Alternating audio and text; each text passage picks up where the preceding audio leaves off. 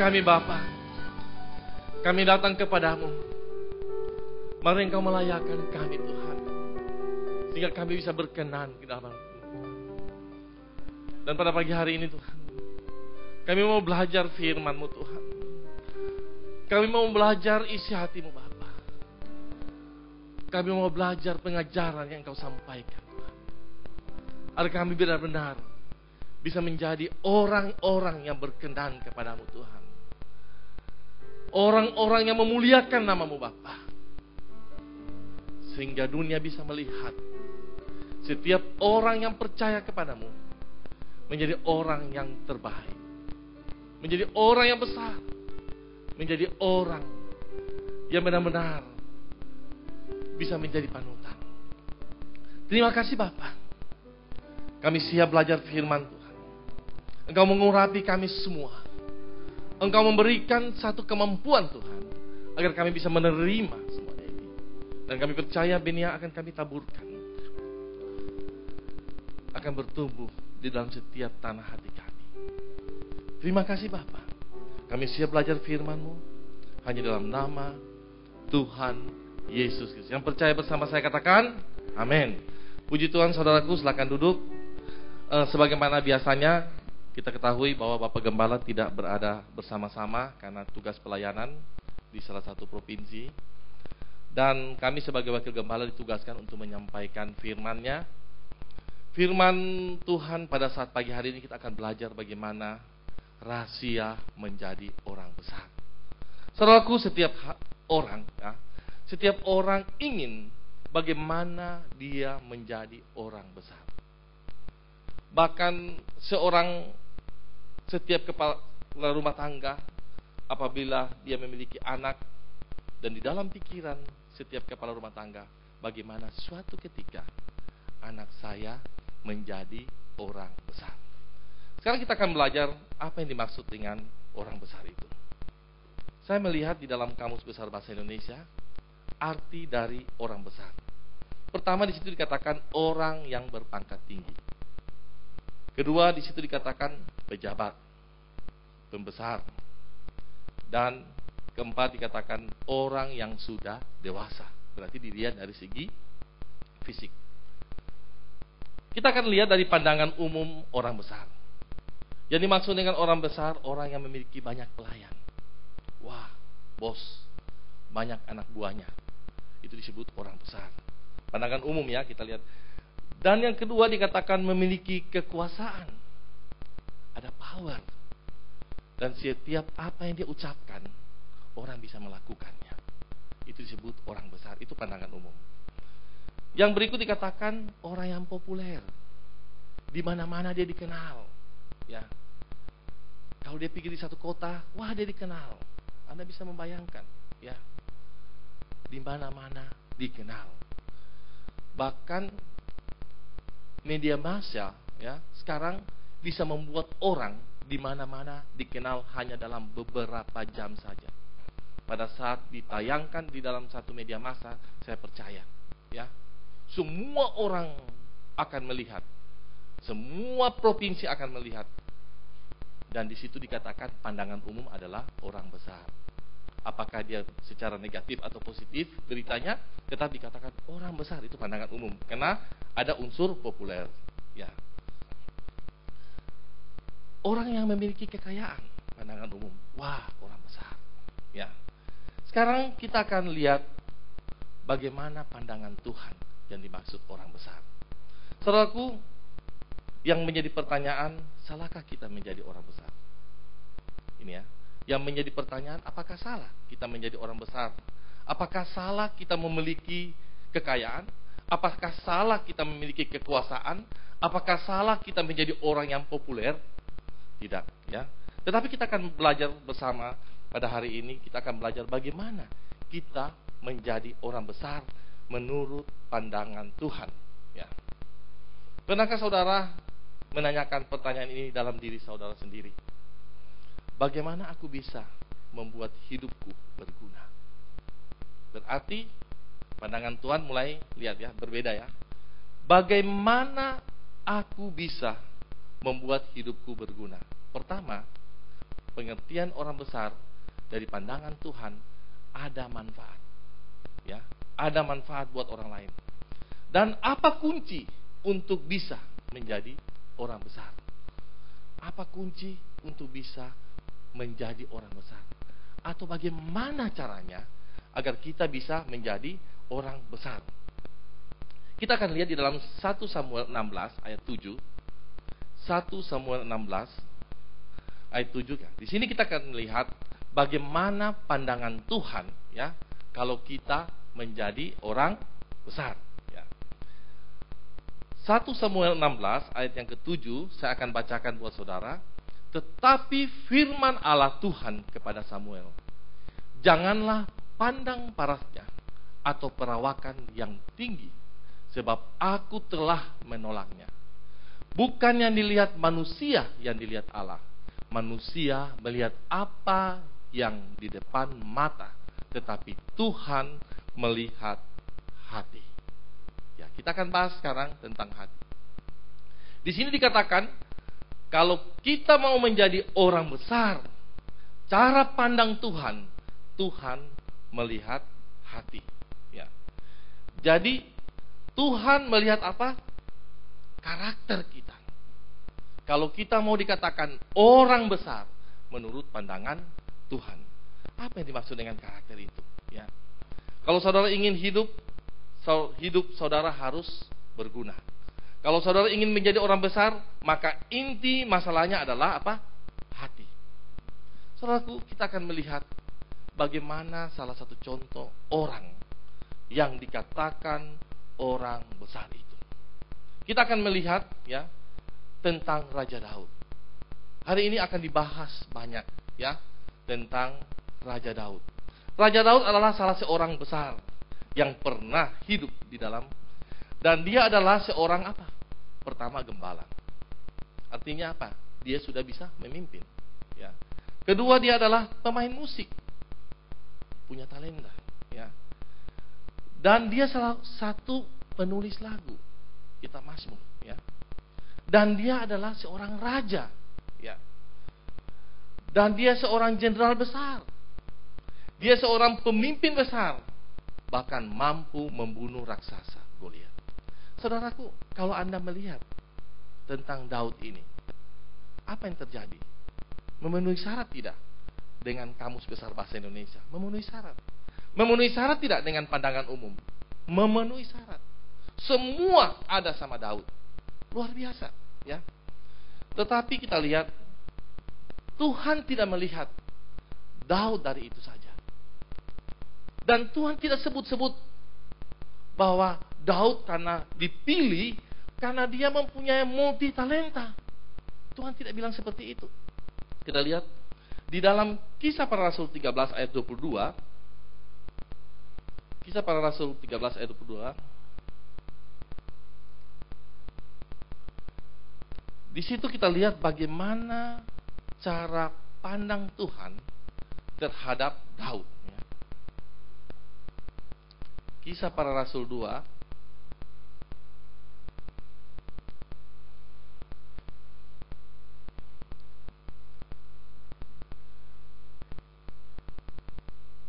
Kisah Para Rasul 13 ayat 22, sorry. Kisah Para Rasul 13 ayat 22. Ada? Di sini diceritakan tentang bagaimana pergantian antara Saul, mungkin kalau saya catat salah catat di sini. Saya akan bacakan tentang bagaimana ayat yang ke-22, setelah Saul disingkirkan, ya. Setelah Saul disingkirkan, Allah mengangkat Daud menjadi raja mereka. Mungkin salah catat ayatnya ya. Tentang Daud, Allah telah menyatakan, aku telah mendapat Daud bin Isai, seorang yang berkenan di hatiku, untuk melakukan segala kehendakku. Kalau kita melihat ayat ini, ya, Tuhan sama sekali tidak menyinggung bagaimana profesi Daud atau talenta yang Daud miliki. Tuhan tidak menyinggung itu, tetapi Tuhan melihat ada sesuatu yang berkenan di hati Tuhan. Ya. Dan dikatakan hatinya Daud. Dia melihat bagaimana hatinya Daud. Ya. Kita akan belajar hari ini tentang 4 ujian untuk menjadi orang besar. Ya. 4 ujian untuk menjadi orang besar, yaitu pertama, ujian hati. Apa yang dimaksud dengan ujian hati? Ya. Pertama, kita akan bahas tentang dosa. Dan ini dihubungkan juga dengan Daud. Ini dihubungkan dengan kehidupan Daud. Respon Daud terhadap dosa adalah hati yang bertobat. Saudaraku, kalau kita melihat Daud melakukan begitu banyak, ya, tindakan-tindakan secara pada umumnya orang melihat, wah, ini sudah tidak bisa ditolerir. Ya, Daud pernah melakukan pembunuhan berencana, ya, dan Daud diperhadapkan dengan dosa perzinahan plus pembunuhan berencana. Bahkan pada saat Daud melakukan itu, dan pada saat Daud ditegur oleh hamba Tuhan, dan apa yang Daud katakan, dia tidak mencari kambing hitam, dia tidak mencari siapa yang salah. Tetapi kalau kita lihat di dalam Mazmur 51 ayat yang ke-9, Mazmur 51 ayat ke-9,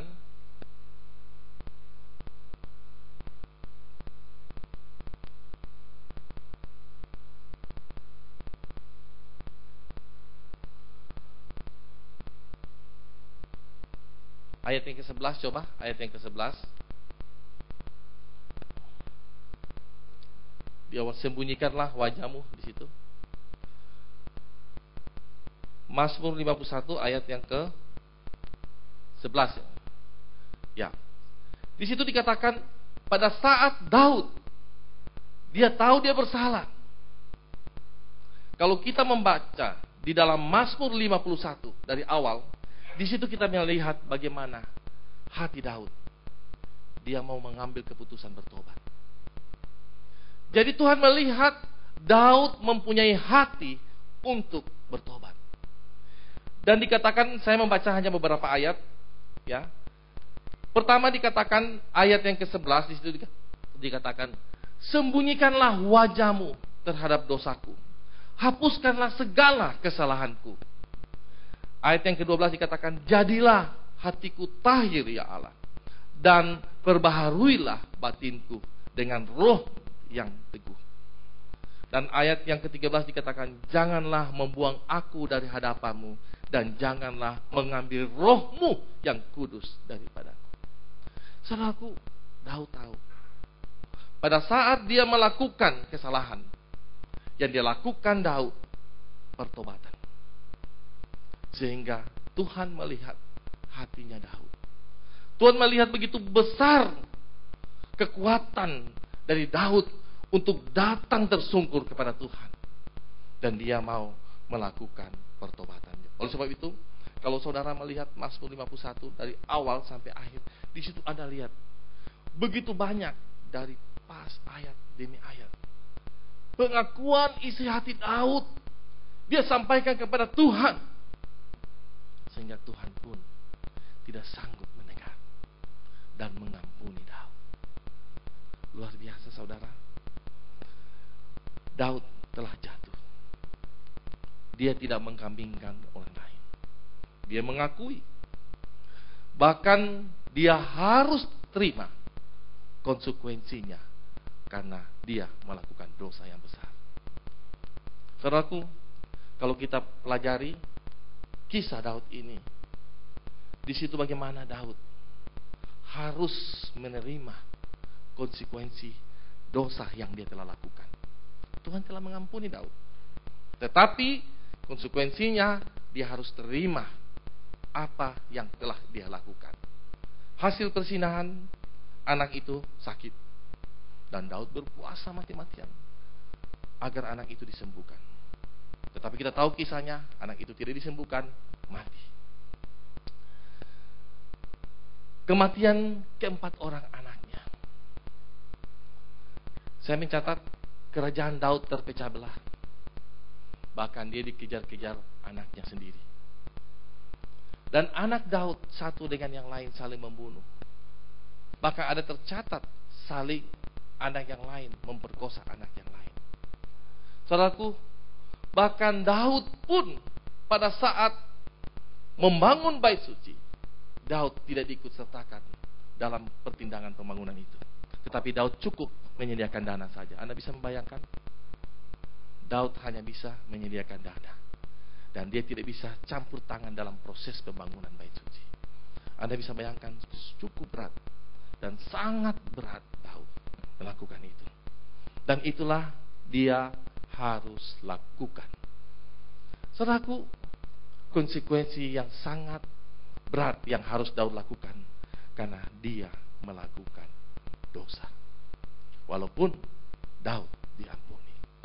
Saudaraku, kalau kita mau evaluasi hati kita masing-masing, kira-kira kalau dari angka 1 sampai angka yang ke-10, kira-kira dosa itu Anda mentolerir sampai tingkat berapa? Kalau angkat 1 sampai angkat 10, apakah dosa itu masih bisa ditolerir kalau angkanya di bawah 5? Maksudnya masih lebih banyak baik daripada tidak. Tidak, saudara. Daud, dia melakukan tindakan dosa. Pada saat itu dia harus bayar harga. Itu yang terjadi. Itu yang terjadi. Tetapi Allah kita yang kita sembah itu Allah yang penuh kasih, Allah yang mau melihat pada saat umatnya mau datang kepada Tuhan. Kita bisa melihat bagaimana di dalam Mazmur 51 tadi, pada saat Daud datang tersungkur kepada Bapa, dia memohon pengampunan. Bahkan dalam salah satu ayat dikatakan, dia bilang, janganlah engkau mengambil rohmu yang kudus daripadaku. Artinya apa? Semua yang dia miliki boleh diambil, tetapi jangan roh yang kudus itu ada di dalam hati Daud engkau ambil. Anda bisa membayangkan? Daud tahu dia harus membayar sesuatu harga yang sangat mahal. Setelah Daud diampuni, Anda bisa melihat di dalam Mazmur 103 bagaimana reaksi Daud pada saat dia diampuni. Ya, kalau kita membaca semua Mazmur di salah 103, saya hanya mengambil satu kata yang bisa mewakili ayat itu, yaitu dikatakan, pujilah Tuhan, hai jiwaku. Dikatakan, pujilah Tuhan, hai jiwaku. Ada begitu banyak ayat-ayat bagaimana dia memuliakan nama Tuhan pada saat dia menerima pengampunan. Saudaraku, seringkali pada saat kita telah diampuni, pada saat kita telah masuk dalam pertobatan, apakah kita masih bisa memuji Tuhan? Apakah kita masih bisa memuliakan Tuhan? Di sini Daud memberikan satu teladan, di mana dia katakan, pujilah Tuhan, hai jiwaku. Artinya dia mau, bukan hanya sekedar tubuhnya saja memuji Tuhan, tetapi jiwanya yang terdalam itu mau memuji Tuhan. Saudaraku, inilah ujian hati pertama buat Daud. Pada saat dia jatuh dalam dosa, pada saat itu dia bertobat. Dia tidak melihat orang di sekelilinginya, dan dia harus bayar harga dengan mahal. Dan dia mulai melakukan pemujian kepada Allah. Dia mulai merubah, sehingga di hari Tuhan Daud bisa mati dengan tenang. Dia bisa menerima pengampunan dari Allah. Ujian kedua, ketiga, dan keempat akan disampaikan oleh hamba-hamba Tuhan yang lain, yaitu saya undang Bapak Pendeta Muda Dedi Matoke untuk tampil menyampaikan pujian yang kedua. Saya persilakan. Berikan kemuliaan dulu buat Tuhan. Haleluya. Haleluya. Saudara, berapa banyak yang pengen jadi orang besar? Angkat tangan seperti Raja Daud. Amin. Saudara bisa mengalami seperti kebesaran Raja Daud. Amin. Saudara siap untuk melewati 4 ujian yang dialami Raja Daud? Haleluya. Berikan kemuliaan sekali lagi buat Tuhan. Saudara, hari ini kita belajar khusus kehidupan Raja Daud. Disampaikan awal bahwa Raja Daud raja yang luar biasa, multi talenta, jenderal besar. Sampai saat ini pun dia masih sangat dihormati oleh bangsa Israel. Dia sukses melewati 4 ujian hati ini. Dan kita akan belajar supaya kita juga bisa sukses melewati 4 ujian ini yang mungkin belum saudara alami atau mungkin sedang saudara alami saat ini. Ujian hati yang pertama saudara apa? Dosa. Tatkala Daud melakukan kesalahan, apa yang dia lakukan saudara? Bertobat. Dia mau bertobat. Berbeda dengan Raja Saul.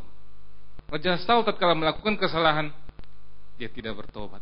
Dia tidak merasa bersalah dan dia semakin jauh dari Tuhan, sehingga Tuhan menolak dia. Nah, saudara, ada satu hamba Tuhan, dia bersaksi begini. Dia mendapat penglihatan dari Roh Kudus.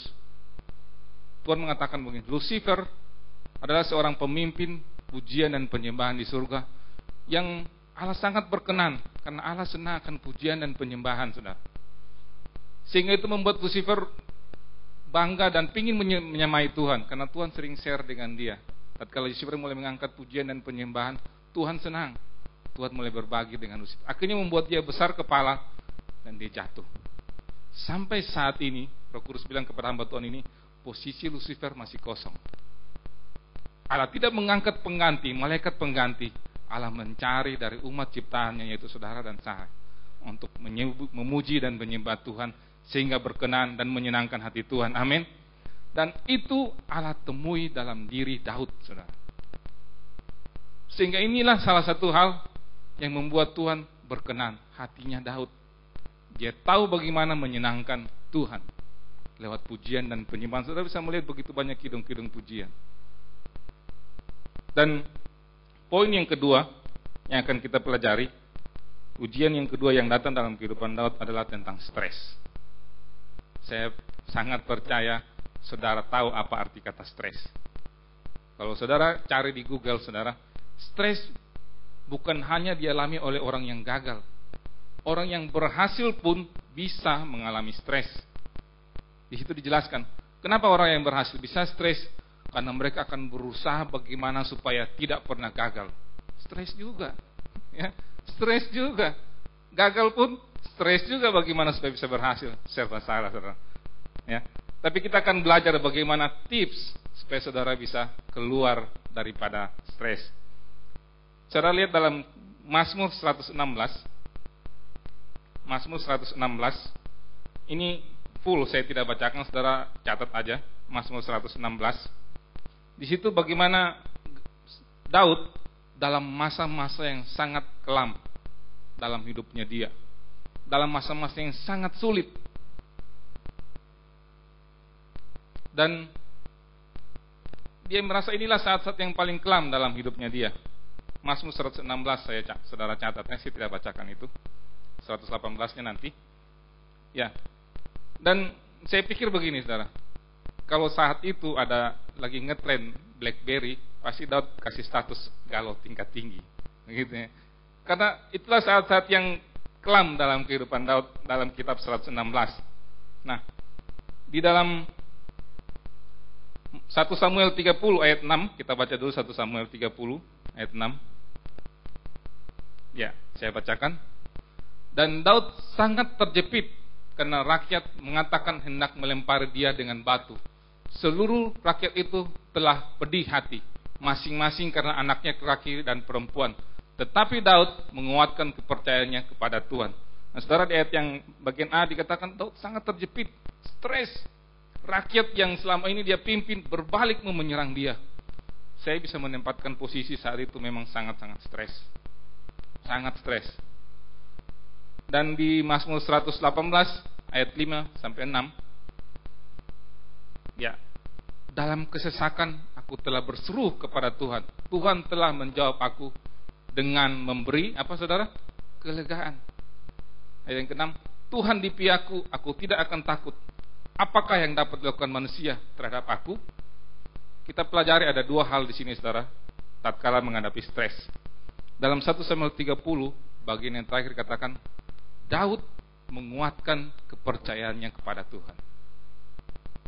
Daud menguatkan kepercayaan. Tatkala mendapat stres, Daud mendekat kepada Tuhan. Kalau saudara baca di ayat yang ke-7 dan ke-8, dia menggunakan baju efod, lambang untuk berdoa.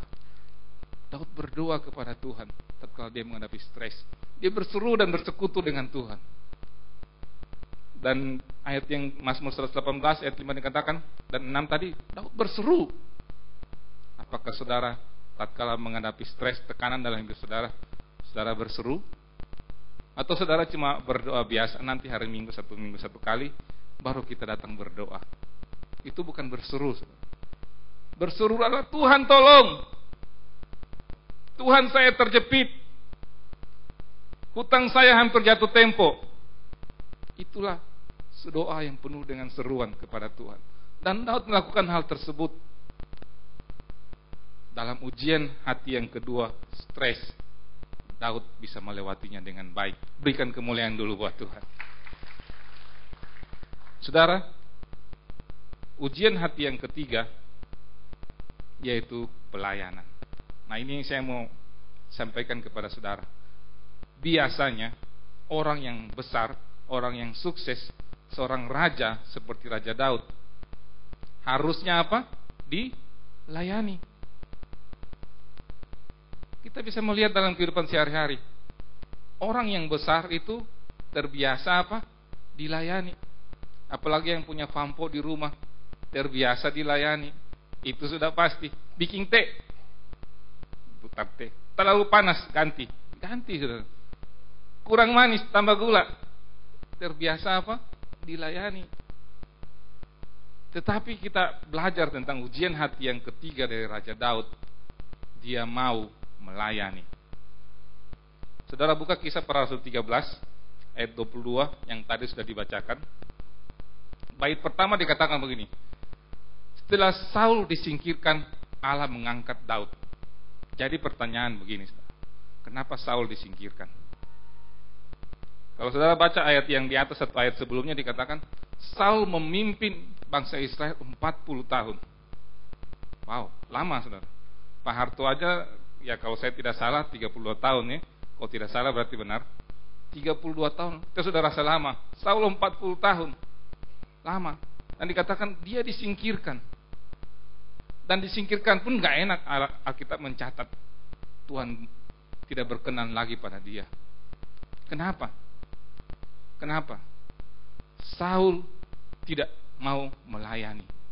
Setelah dia menjadi orang yang besar, raja yang sangat berkuasa, dari postur tubuh fisik maupun hasil-hasil kemenangan yang dilakukan, dia tidak mau melayani, hanya mau dilayani. Saya mau sampaikan kepada saudara, hati-hati saudara. Kalau saudara awalnya saudara cinta Tuhan, saudara berdoa, saudara melayani Tuhan, dan kemudian saudara diberkati, saudara sibuk dengan berkat itu, saudara meninggalkan pelayanan saudara yang awal. Saya mau katakan, hati-hati saudara. Firman Tuhan bilang Saul apa? Disingkirkan. Lain cerita dengan Raja Daud. Raja Daud dalam masa susah, dalam masa senang, dia memiliki hati yang mau melayani. Ada amin? Tuhan Yesus sendiri memberikan contoh kepada murid-muridnya. Dia Allah yang luar biasa, dia guru yang besar pada saat itu. Dia mau melayani murid-muridnya dengan apa? Membasuh kaki mereka. Dan jelas dia katakan itu, siapa yang mau menjadi orang besar, kalau saya katakan seperti itu, dia harus mau apa? Melayani. Yesus berkata bahwa kebesaran itu datang lewat melayani. Saudara tidak bisa jadi orang besar sampai saudara belajar untuk menjadi seorang hamba. Kemarin kita sempat makan siang dengan Ibu Leni, dengan Pak Andi di Manado sebelum kembali ke sini. Sempat singgung-singgung sendiri sedikit, saya bilang kalau di Manado ini ada berapa gereja selnya, FA-nya? Dibilang 200. Wow, banyak saudara. Kalau kita sini 8. Saudara, kenapa sekarang gereja kita sini adalah sebuah gereja yang berkomunitas, gereja sel atau kita sebut family altar? Kenapa?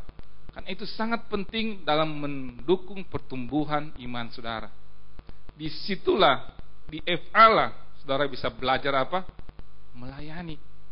Di FA saudara tidak dipandang apapun posisi saudara di kantor, apapun pekerjaan saudara, di sana saudara harus belajar melayani. Mulai dari bawa persembahan, berdoa. Rata-rata satu FA itu 10-15 orang.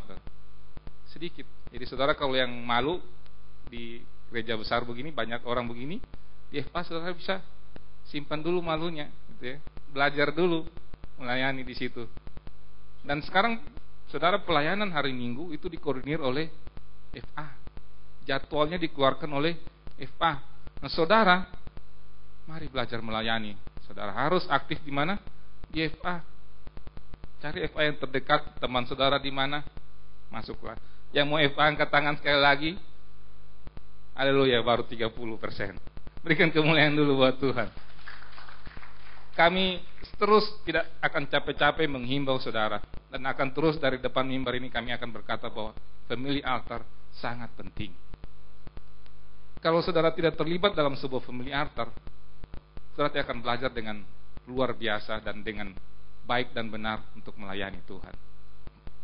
Nah saudara, Raja Daud kita tahu bahwa ya, dia melakukan kesalahan. Dia bukan orang yang sempurna, tapi dia hati yang bertobat. Dia mengalami stres, manusia normal. Dia tahu bagaimana caranya keluar dari stres. Dia berdoa dan berseru sama Tuhan. Dan yang ketiga, dia tahu bagaimana cara supaya tetap menjadi orang yang besar. Ada apa saudara? Dia melayani. Alkitab mencatat di Kisah Para Rasul 13 ayat 22 adalah Tuhan berkenan kepada Daud. Karena apa? Daud melakukan segala yang Tuhan perintahkan. Segalanya, berarti semua saudara, termasuk melayani. Saul tidak. Dia mau ambil yang baik-baik, bagian yang menjadi hamba, dia tidak mau. Dia tidak mengikuti semua kehendak Tuhan sehingga dia ditolak. Baik saudara, untuk yang keempat saya persilakan Pak Andi Wijaya. Berikan kemuliaan dulu buat Tuhan.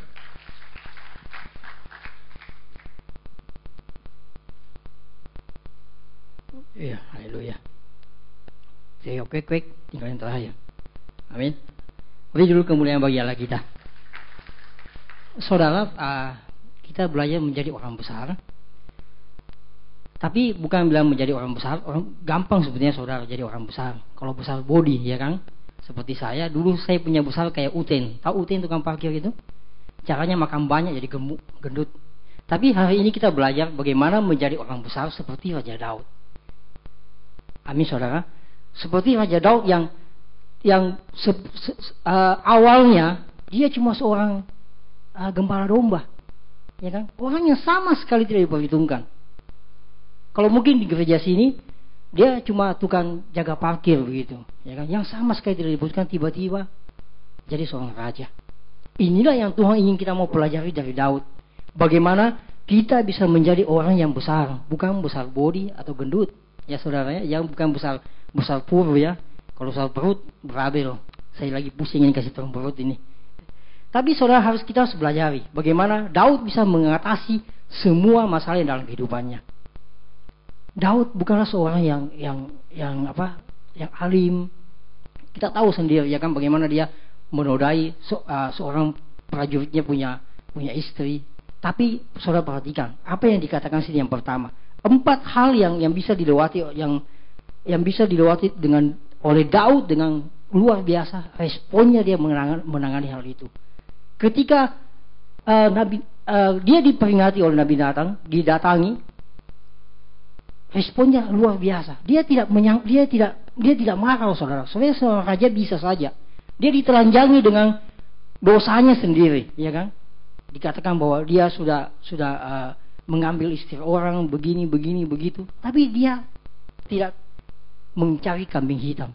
Bisa saja dia marah, dia bunuh si Nabi Nathan yang datang memperingati dia. Tapi dia tidak lakukan itu. Responnya apa? Dia bertobat. Amin, saudara. Saudara, semua kita di sini pernah mengalami dosa. Masa lalu kita mungkin ada banyak bahkan kelamnya. Di sini Tuhan mau kita berubah. Ketika kita datang ke gereja, kita mau betul-betul memberi hidup kita, pertobatan kita seperti Raja Daud lakukan. Responnya terhadap dosa. Dan bahkan mungkin besok kita melakukan lagi, responnya kita harus betul-betul bertobat. Amin. Tapi ingat, jangan melakukan dosa hal yang sama lagi. Ya kan? Mungkin saudara dengar minggu lalu si Pak Gojun berkhotbah. Dia bilang dalam Tuhan tidak ada lagi penghukuman. Dosa kita diampuni. Amin. Merokok itu bukan lagi hal-hal yang luar biasa. Tapi bukan berarti bahwa tetap boleh merokok tidak apa-apa. Enggak. Memang merokok tidak bisa. Saya tidak berani menuduh saudara merokok mati masuk neraka. Enggak. Itu penghukuman Tuhan yang atur. Ya kan? Cuma untuk kebaikan diri. Berzina, minum minuman keras itu bukan hal yang luar biasa lagi bagi Tuhan. Karena apa? Karena ketika kita mau betul-betul bertobat, saudara perhatikan, mau betul-betul mengambil langkah pertobatan, hal itu tidak akan terulang lagi dalam kehidupan kita. Amin. Bisa dimengerti bagaimana kita punya sikap hati yang bertobat. Amin, saudara. Itu yang pertama. Yang kedua, saudara perhatikan ketika dia mengalami stres. Apa yang dia dikejar loh, saudara. Daud dikejar sampai tinggal dalam goa. Ya kan? Dia punya kesempatan untuk bunuh Raja Saul, tapi dia tidak lakukan. Dia punya responnya luar biasa, bahwa dia punya hati yang percaya kepada Tuhan. Bahwa apa yang dia alami ini untuk mendewasakan dia. Amin, saudara. Jadi saudara ingat, ketika masalah datang dalam kehidupan saudara harus punya iman yang kuat, punya rasa percaya bahwa masalah ini akan mendewasakan saya. Amin. Masalah kecil, masalah besar itu sebenarnya sama, jalan keluarnya yang tidak sama. Kalau kita orang tidak lewat Tuhan, susah mau dapat jalan keluarnya. Tapi dalam Tuhan, semua masalah bisa kita lalui. Haleluya, beri kemuliaan bagi Allah kita. Jadi ingat, ketika saudara mengalami stres yang luar biasa, ingat, di dalam Tuhan pasti ada jalan keluarnya. Itu yang responnya Daud terhadap apa yang dia alami. Yang ketiga, ketika dia dipanggil melayani. Saudara, memang untuk mendengarkan panggilan pelayanan itu susah. Karena seperti saya katakan yang lalu kan, kalau kita tidak memiliki kerendahan hati, kita tidak akan mengalami hal itu. Orang sombong tidak akan bisa melayani. Mohon maaf kalau ada yang tersinggung, berarti itu firman untuk dia. Oke? Kalau ada yang tersinggung, itu firman untuk dia. Dan memang Daud, kita lihat dia raja yang besar, tapi dia tetap mau melayani. Amin, saudara. Itulah yang Tuhan inginkan dalam kehidupan kita. Dan yang terakhir, yang keempat, apa yang ujian yang dilalui oleh Daud itu ketika dia sudah diambang sukses. Yang keempat adalah sukses. Apa respon Daud ketika dia sukses? Kita tahu sendiri ketika Daud mengalahkan Goliat, dia langsung top, langsung jadi selebriti kayak yang subur kan. Begitu muncul pak langsung terkenal. Saya kaget tiap kali buka berita yang subur. Padahal buka internet monitor itu yang muncul. Dan saudara perhatikan apa yang Daud, responnya Daud ketika dia mengalami sukses itu. Mari kita buka dalam Mazmur 115 ayat 1.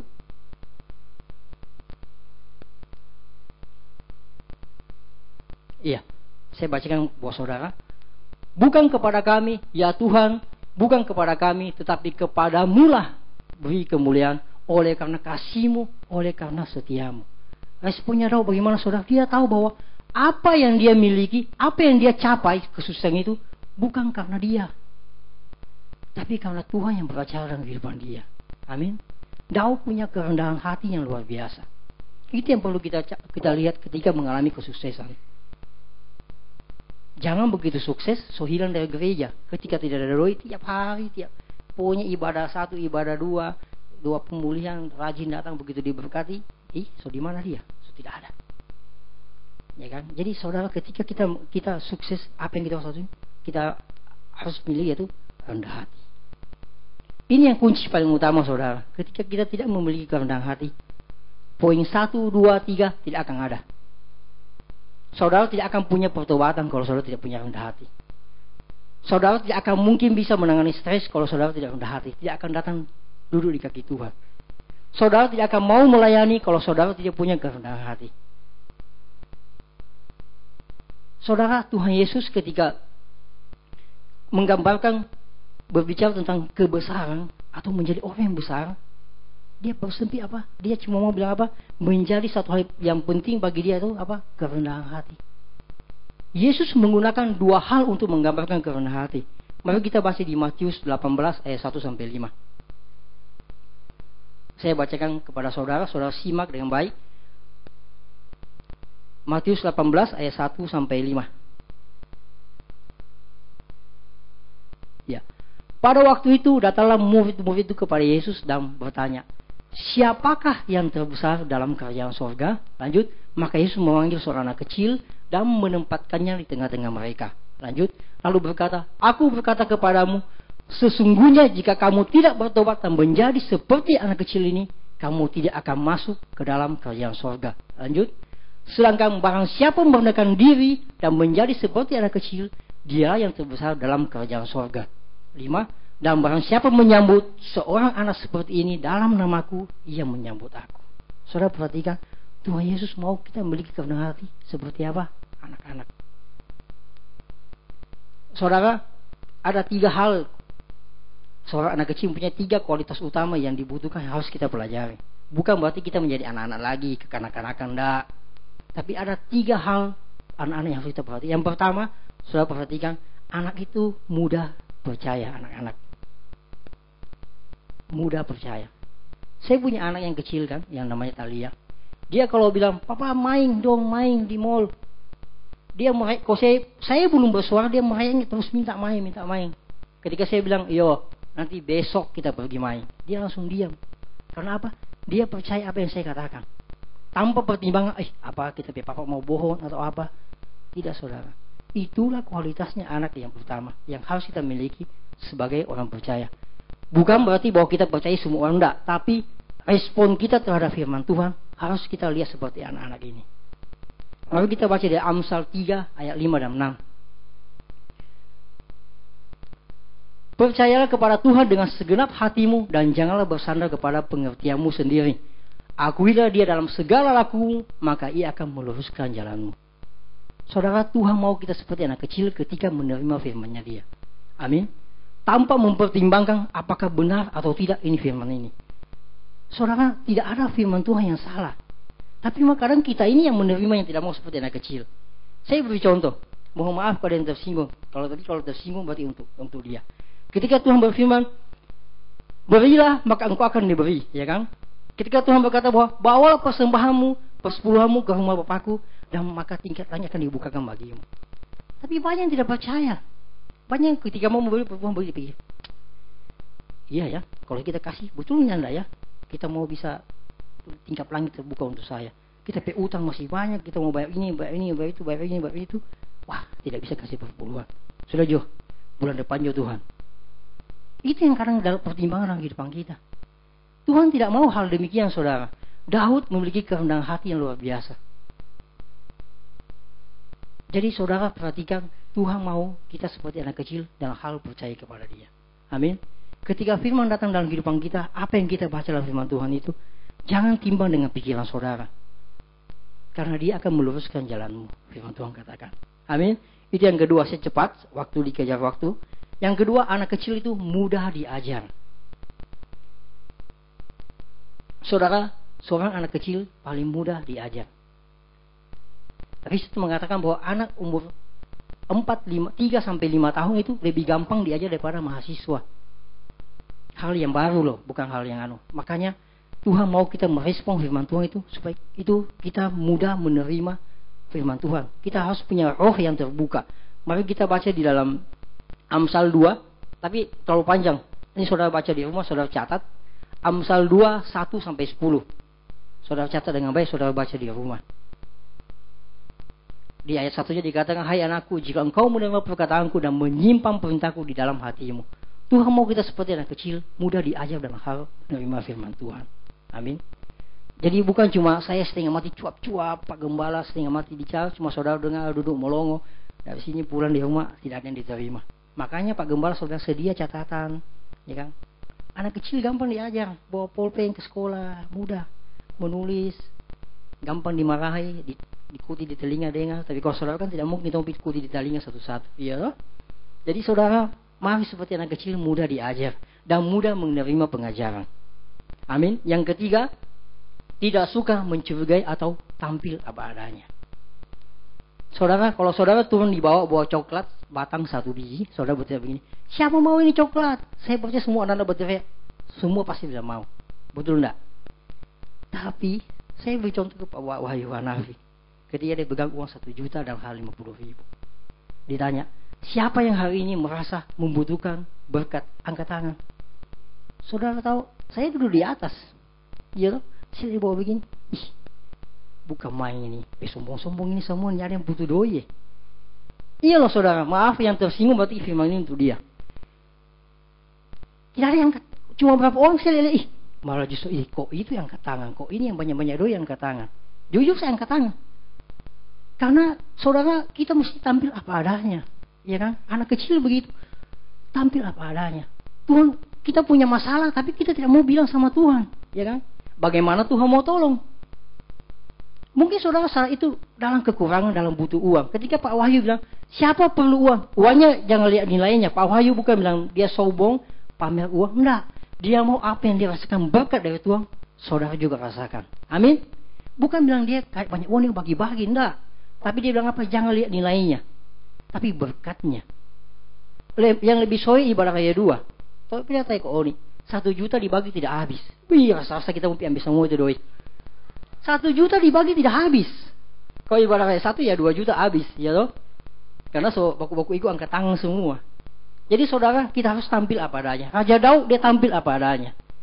Ketika dikatakan dia berdosa, dia akui dia berdosa. Jadi saudara, mari kita mau contoh seperti Raja Daud, memiliki kerendahan hati yang luar biasa. Ketika saudara sukses, harus memiliki kerendahan hati. Dia bilang, siapa butuh duit tidak angkat tangan. Aduh kasihan dia, padahal mungkin lagi pikir bagaimana caranya mau menyelesaikan utang. Memang uang 50.000 itu Pak Hanafi kan bilang jangan lihat nilainya tapi berkatnya bagi saudara. Ketika saudara mau menerima itu berarti saudara mau menerima berkat dari Tuhan. Amin. Lewat beliau. Jadi mari kita tampil apa adanya. Saya ingin pagi hari ini kita bisa seperti Raja Daud menjadi orang yang besar. Semua kita bisa menjadi orang yang besar. Amin. Kalau menjadi orang gendut gampang, banyak makan, seperti saya bilang tadi. Tapi menjadi orang besar kita harus mau mengalami apa yang Raja Daud alami, dan saudara evaluasi ke dalam diri saudara. Ketika firman ini saudara terima, evaluasi diri saudara, ya kan? Ketika saudara mengalami apa respon saudara terhadap dosa. Ketika saudara berbuat dosa, apa respon saudara? Ketika saudara mengalami stres, apa respon saudara ketika mengalami stres? Kalau stres jangan lari ke dugem. Banyak orang sini kalau stres tempatnya ke dugem, ke karaoke, ya kan? Padahal Tuhan sudah sediakan jalannya. Ya nah saudara. Saya malah yang paling saya senewing dengan kadang mohon maaf pelayan Tuhan. Mungkin juga ini terjadi di jemaat, tapi ya kalau saya lihat mungkin di sini tidak ada di luar sana yang banyak. Kalau mengalami masalah, dia lari dari gereja. Saya banyak perhatikan begitu.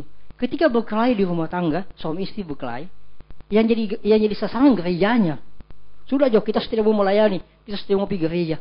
Apa hubungannya ya? Saya karena pikir-pikir apa hubungannya? Kalian berkelahi rumah tangga kok Tuhan yang disalahkan seakan-akan begitu, iya toh? Begitu berkelahi ribut, sudah kita tidak mau pelayanan. Pokoknya saya tidak mau pelayanan, saya tidak mau pergi gereja, saya tidak mau begini, saya tidak mau begitu. Mau tinggal di rumah aja. Jadi saudara, responnya terhadap masalah itu tidak ada. Tidak mau cari jalan keluarnya, malah menjauh dari Tuhan. Sebagai anak Tuhan mestinya kita begitu dapat masalah kita datang di kaki Tuhan. Ya toh? Seperti Mazmur Daud katakan, bukannya malah lari dari Tuhan. Inilah dilema bagi anak orang Kristen. Tapi mudah-mudahan di sini tidak ada. Tidak ada, amin? Tidak ada? Iya, tidak ada. Yang merasa ya tanggung jawab sendiri, no? Bilang tidak ada.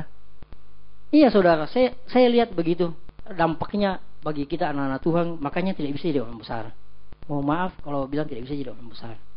Karena tangani masalah tidak. Padahal jalan keluarnya ada, ya kan? Tuhan ini Raja Daud dimasukkan dalam khusus di Alkitab, bukan? Loh dibuka loh, dia punya kejelekan, ya kan? Dibuka ketika dia bagaimana? Wah itu berzina yang besar, dia malah bikin perencanaan pembunuhan lagi untuk bunuh suaminya si Batsyeba. Jadi saudara, mari kita mau belajar dari firman Tuhan bagaimana kita bisa mengubah kehidupan kita, bagaimana kita bisa mengalami terobosan yang lebih besar lagi. Amin. Hari ini kita tahu bahwa Tuhan mau beracara dalam kehidupan kita semua. Lewat kisah Daud ini, Tuhan mau kita bisa berubah menjadi orang yang hebat. Amin. Beri kemuliaan dulu bagi Allah kita. Saya undang pemain musik tampil ke depan. Sekali lagi saya mau sampaikan kepada saudara. Gereja FA itu adalah doa pemulihan, apalagi saudara, itu adalah tempat di mana kita bisa mencari jalan yang terbaik ketika kita mengalami masalah yang berat. Ketika kita mengalami stres yang luar biasa, mungkin keadaan rumah tangga, keuangan yang tidak bagus, saudara, di gereja lah tempatnya. Kita mau datanglah kepada Tuhan, bukan malah lari dari Tuhan, saudara. Saya sampaikan pesan ini khusus apalagi bagi pelayan Tuhan, bagi pekerja. Ingat, jangan sekali-sekali ketika saudara mengalami masalah, saudara malah menyalahkan Tuhan.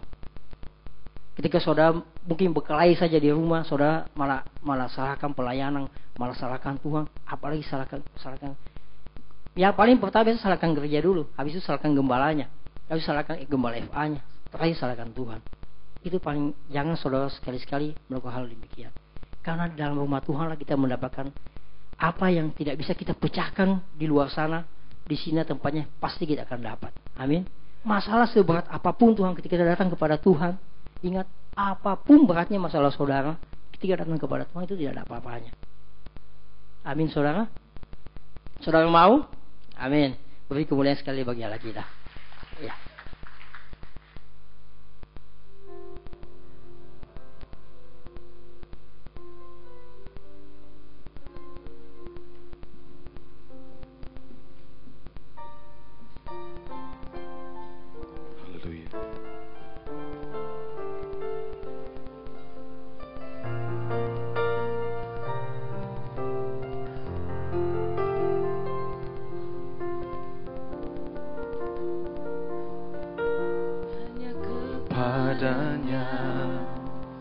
Ku kan berlari. Mari saudara bangkit berdiri. Di saat ku bimbang dalam hidupku, yang aku percaya dalam hadiratnya ada kekuatan yang baru. Walau ku melangkah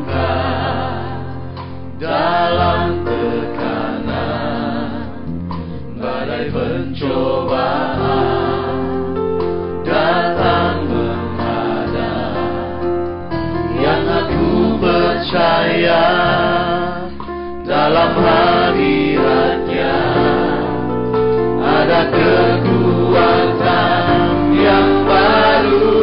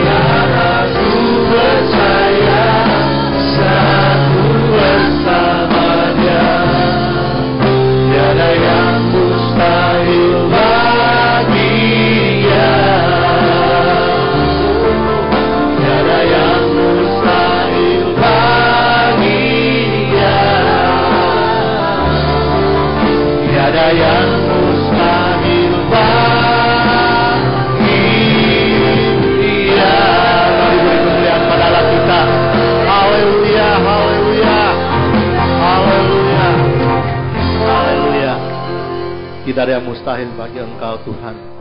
Karena kami tahu Engkau Allah kami yang hidup. Engkau yang sanggup melakukan segala perkara dalam hidup kami. Apa yang kami hadapi pada siang hari ini Tuhan, biarlah setiap kami yang hadir, kami mau belajar Tuhan menanggalkannya. Dan kami mau belajar menyerahkan ke dalam tangan-Mu Tuhan. Terima kasih Tuhan. Engkau yang memberkati setiap hamba-Mu yang sudah membawakan firman-Mu. Engkau pakai mereka lebih heran lagi Tuhan. Engkau pakai mereka dalam pelayanannya, di dalam pekerjaannya Tuhan, Engkau memberkati mereka. Terima kasih Tuhan. Kami bersyukur kepadamu. Di dalam nama Tuhan Yesus Kristus kami sudah berdoa. Haleluya. Amin. Haleluya. Silakan duduk saudara. Puji nama Tuhan. Kita akan memberi persembahan untuk pembangunan. Mari para pelayan Tuhan tampil ke depan. Kita berdoa.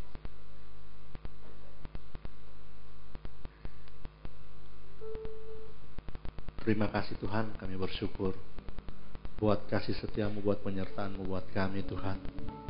Kami sudah menerima berkat-berkat firman-Mu yang begitu indah Tuhan, di mana Engkau mengajari kami Tuhan tentang Daud. Biarlah kami boleh Tuhan belajar Tuhan untuk mengasihi Engkau. Kami boleh belajar Tuhan untuk lebih lagi di dalam Engkau Tuhan.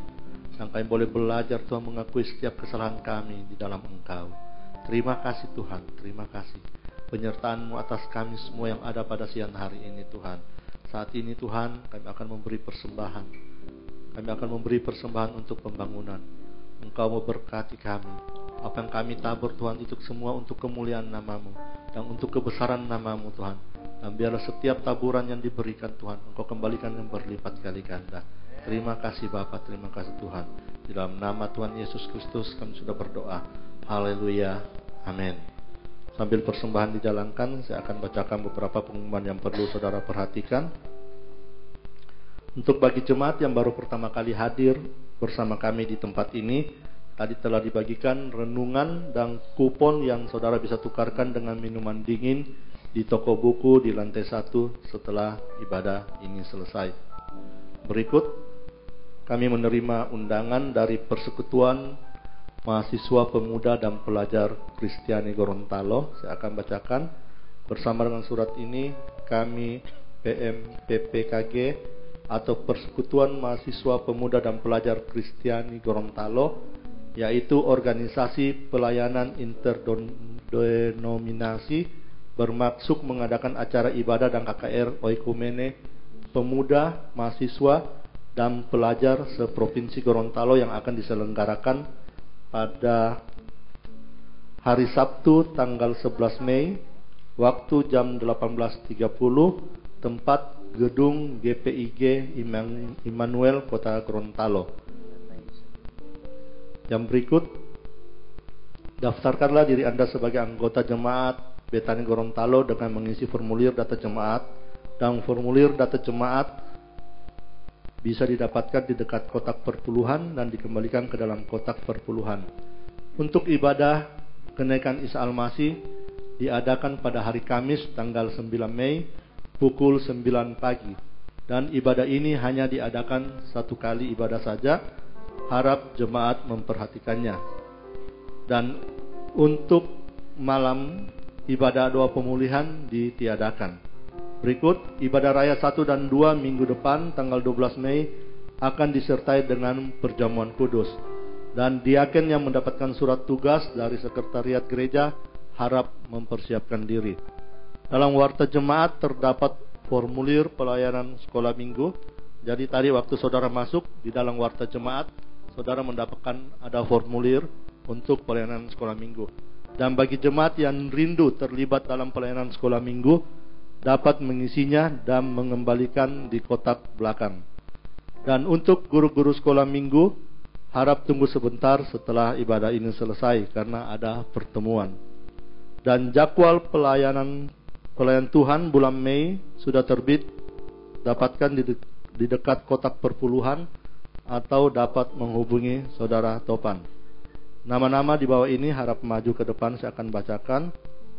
Pertama, Meike Runtulalo, Wahyu, Joshua Sitompul, Yudiono Suhendra, Raymond Citranegara, Kenri L, Susana Santoso, Medi Hotianus, Jo Yeliosal, Gladys Tegosal, Stella Ken, Yesi Manueke, Juliana Runtulalo, Feni, Rico Songkilan, Li Kiang Lai, Angela Mirayasi Liwang, Alki Raymond Wisan, Mevi Masi, Eko Kurniadi, Welfiane Salomonse, Evi Moniaga, Lisa Limuel, Melisa Angri, Heri Perdana Manik, Andreas Timparosa, dan Engel Timbulen. Jadi nama-nama berikut boleh tampil ke depan.